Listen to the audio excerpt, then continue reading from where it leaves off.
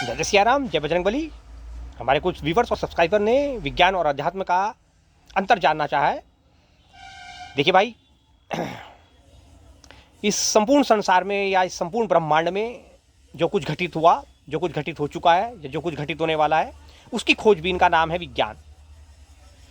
और अध्यात्म ये दोनों काम करता है। जो कुछ इस संसार में, जो कुछ इस ब्रह्मांड में जो कुछ घटित हो रहा है, घटित हो चुका है, होने वाला है, वो प्लस आपके भीतर, आपके अंदर जो कुछ घटित हो रहा है, जो कुछ भी चल रहा है, उसका ध्यान बहुत सूक्ष्म दृष्टि से और बहुत स्थूल दृष्टि से करना अध्यात्म कहलाता है।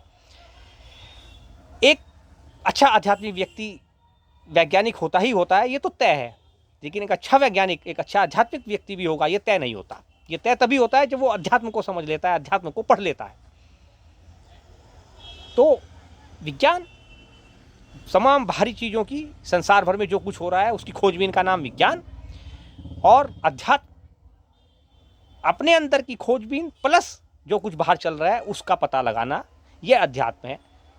तो वो एक महाराज कहते हैं ना कि ध्यान लगाने से मन की शांति मिलती है। नहीं भाई नहीं, ऐसे उल्टी पुल्टी बातें मत बताया करो आप लोगों को, भ्रमित करने वाली, गुमराह करने वाली। मन की शांति से ध्यान लगाया जाता है। ये ठीक उसी प्रकार की बात है जिस प्रकार से आप श्रीमद् भगवत गीता का नाम लेकर और भगवान कृष्ण की वाणी का नाम लेकर कहते हैं कि निष्काम कर्म का मतलब है कर्म कल्प और फल की इच्छा मत रख।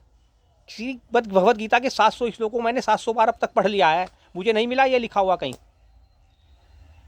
निष्काम का मतलब है कर्म कर, ध्यान रख कर्म किसके लिए कर रहा है, इस संसार के प्राणियों के लिए या मेरे लिए। मेरे का मतलब है सत्य के लिए, अर्थात कृष्ण के लिए।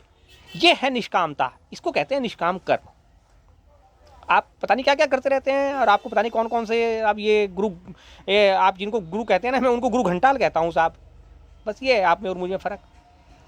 तो निष्कामता का तात्पर्य है कर्म कर और ध्यान रख कि ये कर्म इस संसार के प्राणियों के लिए कर रहा है, अपने लिए कर रहा है या कृष्ण के लिए कर रहा है, अर्थात सत्य के लिए कर रहा है। यही बात वो अर्जुन को समझा रहे हैं द्वितीय अध्याय से लेकर के 18वें अध्याय के अंतिम उस तक।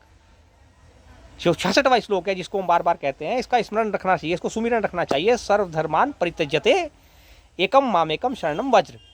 सभी धर्मों का, धर्मों से मतलब है अपने जो तूने कर्तव्य और वो जो सब कुछ समझ रखा है, इसका परित्याग करके एकमात्र मेरी शरण में आओ।